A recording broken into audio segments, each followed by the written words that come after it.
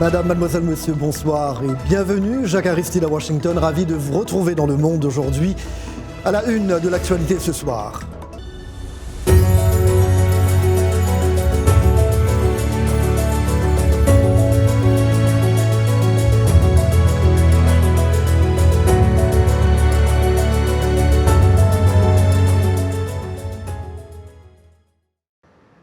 Je voudrais vous annoncer solennellement que j'ai décidé de ne pas être candidat à l'élection présidentielle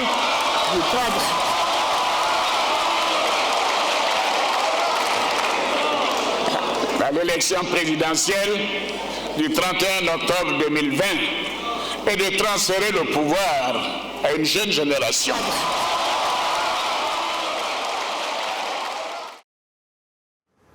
Les réactions ont été immédiates. L'annonce d'Alassane Ouattara a été saluée dans les rangs de l'opposition. Pour l'opposant Pascal Affi-N'Guessan, ancien Premier ministre de Laurent Gbagbo, c'est une bonne décision qui lui permet de sortir la tête haute de sa carrière politique.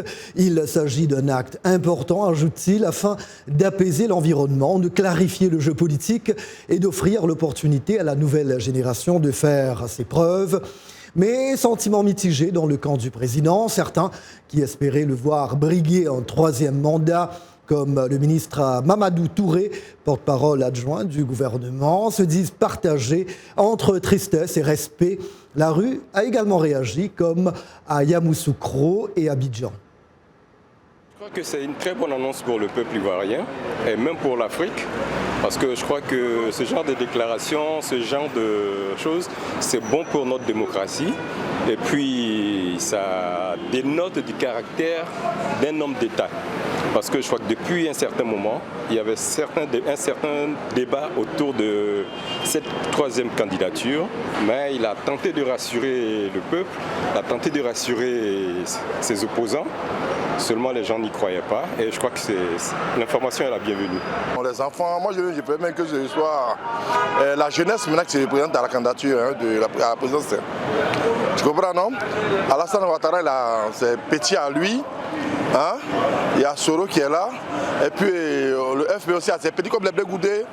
Et puis au PDC aussi, les KKB. Je préfère que ce soit encore ces jeunes-là encore qui tuent quoi. Il y a la jeunesse encore du voir. Pourquoi toujours les vieillards? Au centre des opérations d'urgence sanitaire dans la capitale sénégalaise. Mamadou Fall fait le point sur le matériel disponible. C'est ici que viennent s'approvisionner de nombreuses équipes d'intervention mobiles susceptibles d'être en contact avec des malades atteints du coronavirus. Le centre les dote de différents équipements. Dans le kit, il y a des alcogels, il y a aussi des thermomètres. Mais nous changeons ces thermomètres aujourd'hui. Vu la gravité de la contamination et puis la rapidité de la contamination, nous utilisons les thermoflash que nous mettons à disposition des EMIS pour ne pas avoir un contact direct avec le malade. Le centre des opérations d'urgence sanitaire a été créé en 2014, après l'éclatement de l'épidémie d'Ebola. Il est aujourd'hui chargé de coordonner la riposte au coronavirus. À cet effet, le gouvernement sénégalais a annoncé cette semaine le lancement d'un plan d'une valeur d'1,7 million de dollars qui inclut formation du personnel de santé, mise à niveau des centres de traitement ou encore communication auprès du grand public via les médias ou encore les réseaux sociaux. La contagiosité elle est extrêmement importante et nous nous mettons dans les dispositions d'avoir plusieurs cas. Et ça, je pense qu'au niveau du gouvernement, au niveau du ministère de la Santé, au niveau des autres secteurs avec qui nous travaillons, les stratégies sont en train d'être développées et voilà, nous avons vraiment tous les scénarios en place jusqu'au scénario le pire scénario. Les malades infectés par le coronavirus au Sénégal ont été placés en quarantaine à l'hôpital Fann. 24 heures après l'annonce du premier cas, les gels antiseptiques et masques étaient déjà en pénurie dans de nombreuses pharmacies de Dakar. Tout le monde a peur. Hein. C'est partout dans le monde, tout le monde a peur. Tout le monde a peur. Même les Sénégalais, ils n'avaient pas peur, mais maintenant, ils ont commencé. Nous devons acheter aussi des antiseptiques. C'est la base pour nous laver les mains. Et présentement, il y a une carence aussi, même dans les pharmacies. Donc nous sommes obligés de prendre l'eau de Javel, Donc les règles élémentaires de base. Des numéros verts ont été activés cette semaine pour répondre aux questions de la population sur le coronavirus et signaler tout cas suspect d'infection. Comme chaque jeudi, mais un peu plus tôt que programmé normalement, l'actualité oblige, bien évidemment. Nous proposons maintenant notre tranche hebdomadaire consacrée à la santé avec aux commandes notre collègue Mohamedou Oumfa. Bonsoir Mohamedou. Salut Jacques. Comment allez-vous? Je vais assez bien et vous-même? Alors, on va bien évidemment parler de l'épidémie du coronavirus qui domine encore l'actualité. Faisons d'abord le point de la situation, Mohamedou. Oui, Jacques, il faut dire que la situation évolue rapidement, les chiffres changent au quotidien, mais voici ce qu'il en est du bilan ce jeudi à 9h temps universel, un bilan dressé par l'Organisation mondiale de la santé. Alors, il y a un total de 95 272 cas confirmés au total dans 79 pays et 3 280 décès liés au nouveau coronavirus. Plus de 80% des cas, comme vous pouvez le voir à l'écran, se trouvent en Chine qui a enregistré à ce jour 80 565 malades. Le second pays le plus touché, c'est la Corée du Sud avec 5 766 cas, suivi de l'Italie et de l'Iran. Ici aux États-Unis, on en est désormais à 129 cas. En Afrique, il y a déjà un total de 21 cas, dont 12 en Algérie, 4 au Sénégal, 2 en Égypte et un cas dans chacun des pays suivants, le Nigeria, la Tunisie et le Maroc. Voilà, Jacques, les chiffres les plus récents sur l'épidémie du Covid-19. J'ajoute, et on l'a appris il y a quelques instants, qu'il y a un nouveau cas en Afrique. L'Afrique du Sud a annoncé ce jeudi avoir identifié un premier cas sur son territoire, un homme de 38 ans qui a récemment séjourné en Italie. Et donc, voilà la situation sur le continent et dans le monde de manière générale. Donc un autre cas en Afrique, ce qui fait un total de 7 pays africains touchés. Comment se passe la riposte sur le continent, Mohamedou? Oui, chaque pays a évidemment sa stratégie, mais je vous propose de marquer un arrêt au Sénégal. Là-bas, le gouvernement a réagi en lançant un vaste plan d'un montant de 1,7 million de dollars pour tenter de contenir la maladie infectieuse. Un plan qui consiste, entre autres, à renforcer la surveillance épidémiologique, la formation du personnel de santé, la communication auprès du grand public. Plus de détails dans ce reportage à Dakar d'Alison Lekogo-Fernandez.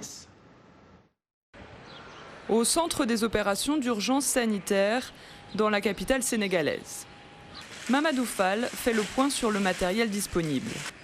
C'est ici que viennent s'approvisionner de nombreuses équipes d'intervention mobiles susceptibles d'être en contact avec des malades atteints du coronavirus. Le centre les dote de différents équipements.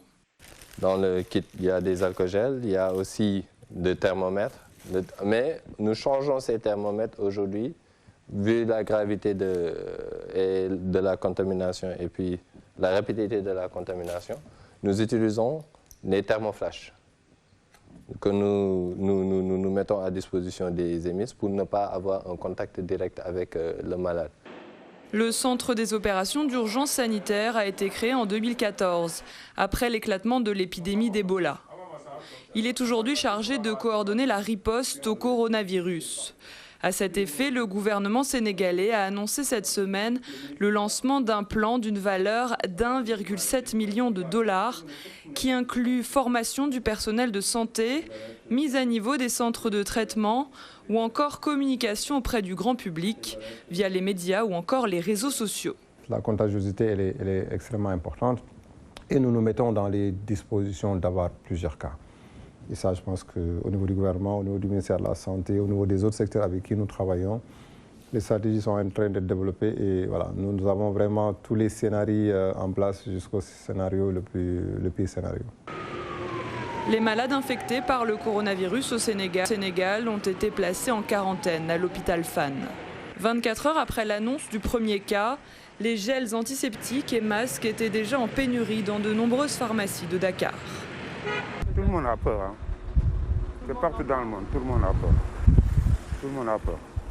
Même les Sénégalais, ils n'avaient pas peur, mais maintenant, ils sont commencés. Nous devons acheter aussi des antiseptiques. C'est la base pour nous laver les mains. Et présentement, il y a une carence aussi, même dans les pharmacies. Donc nous sommes obligés de prendre l'eau de Javel, donc les règles élémentaires de base. Des numéros verts ont été activés cette semaine pour répondre aux questions de la population sur le coronavirus et signaler tout cas suspect d'infection. L'un des pays déjà touchés par la maladie. Il faut dire qu'il y a d'autres pays qui ne sont pas encore touchés, mais qui préparent déjà des mesures de prévention, des mesures qui consistent, par exemple, à acheter les masques, les citoyens qui achètent eux-mêmes les masques. Et il faut dire que les masques ne sont pas la panacée pour se prémunir contre la maladie. On va le voir dans ce reportage. On reviendra une prochaine fois, Mohamedou, sur ce reportage. Oui. Absolument.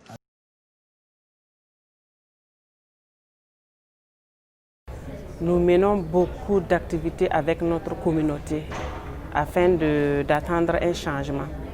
Et commençant par la lutte contre la pratique de l'excision, nous avons avec les communautés entre-temps commencé à promouvoir la pratique de la planification familiale pour libérer un peu les femmes, pour les permettre d'avoir une bonne santé. Et avec le temps, nous nous sommes rendus compte que la pauvreté était vraiment féminine dans notre communauté. Nous avons essayé d'accompagner les femmes avec les microcrédits, les micro-projets. Et étant donné que chez nous, au Burkina, les femmes sont 100% agricultrices et que les femmes n'ont pas accès à la terre chez nous au Burkina, nous avons décidé de faire des plaidoyers au niveau des chefs coutumiers afin de pouvoir avoir des terres cultivables pour les femmes et les accompagner dans la récupération et puis les accompagner dans l'équipement rural agricole afin de les permettre d'avoir des sources de revenus pour pouvoir améliorer leurs conditions. Je vous le disais en début de semaine, à la VOA, nous n'aimons pas parler de nous-mêmes, mais avec votre permission et votre indulgence, il y a une date que nous voudrions bien marquer d'une pierre blanche. VOA Afrique célèbre cette année son 60e anniversaire. 60 ans au service de l'Afrique. Le premier programme en direction du continent a été diffusé par le service francophone de la Voix de l'Amérique le 7 mars 1960. Pour nous en parler, j'accueille sur ce plateau le chef de VOA Afrique, Timothée de Longbaye. Bonsoir Tim. Bonsoir Jacques. Tim, parce que c'est ce que nous disons à la rédaction de VOA Afrique. Tout à fait, bien sûr, oui. Content de vous revoir sur ce plateau. Ça ne change pas sur ce plateau. Absolument. Alors, Timothée, avant d'entrer vraiment en profondeur ou de vous poser des petites questions profondes, d'abord retracez-nous votre parcours à VOA Afrique. Alors Jacques, j'ai commencé à la VOA aux alentours de 1995-1996. J'avais tous mes cheveux à l'époque comme contractuel, donc je traduisais les reportages du français à l'anglais pour le service. Et c'est en 1999, en février, que j'ai été recruté comme staff. J'ai une bonne raison de m'en souvenir. Mon fils Edwin est né en juin de cette année-là, donc c'est ainsi que je me souviens de la date de mon recrutement à la Voix de l'Amérique. Et j'ai fait mon petit bonhomme de chemin et voilà, aujourd'hui, je suis le chef du service francophone. On le rappelle, cette semaine, à l'époque de la création de VOA Afrique, plusieurs pays africains obtenaient leur indépendance à la même année. VOA Afrique avait-elle un rôle important à jouer? Oui, Jacques, VOA Afrique a accompagné ces pays-là dans leur indépendance. Et donc, VOA Afrique les a vus apprendre justement à être indépendants, passer de la colonisation à l'indépendance. Donc, VOA Afrique a essayé un peu de contribuer à sa manière en racontant l'histoire des États-Unis, non pas pour que les pays africains la copient, mais pour qu'elles puissent voir ce qui marche, ce qui ne marche pas et s'en inspirer. Alors, tout au long de cette semaine, nous proposons donc des témoignages de collègues, anciens et présents. Ce soir, celui de notre collègue Idriss Fall, quelqu'un qu'on ne présente plus non plus. Aujourd'hui, senior éditeur, il compte également de longues années de service à la rédaction de VOA Afrique. Nous l'écoutons. Idriss Fall est avec nous pour le sujet américain du jour. Idriss. Les autorités judiciaires américaines ont l'intention... Je suis arrivé ici en décembre 1992. J'étais parmi les plus jeunes, Idriss Dia vous le dira. J'avais un carnet d'adresses très fourni. Aujourd'hui, l'Afrique centrale, au micro Ferdinand Ferrella. On avait lancé une émission qui s'appelait Aujourd'hui l'Afrique centrale, que j'ai animée avec Ferdinand Ferrella, qui était très écoutée partout au Congo. Et par la suite, on avait commencé à faire un autre show qui s'appelle aujourd'hui l'Afrique de l'Ouest.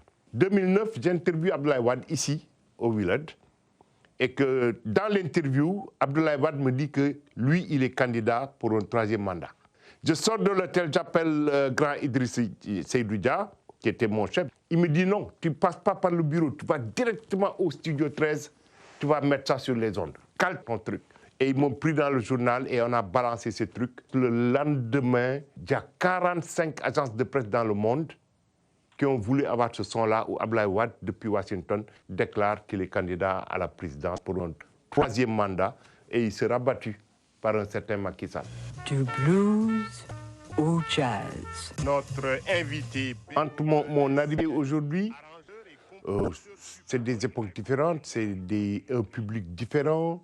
C'est bien parfois que la radio puisse faire de l'entertainment, que les gens qui vivent dans des conditions extrêmement difficiles puissent même avoir le sourire et que je pense que c'est ça qui a changé maintenant et que je pense qu'il faut aller dans cette voie-là. C'est des défis quotidiens, en sens que si ce qu'on fait n'est pas bon, les gens ils tournent le bouton. Donc, je pense que les gens jusqu'à présent ont beaucoup de respect pour cette radio. Et il faut garder ce standard très très élevé. Passer une excellente fin de soirée sans blues, bien sûr.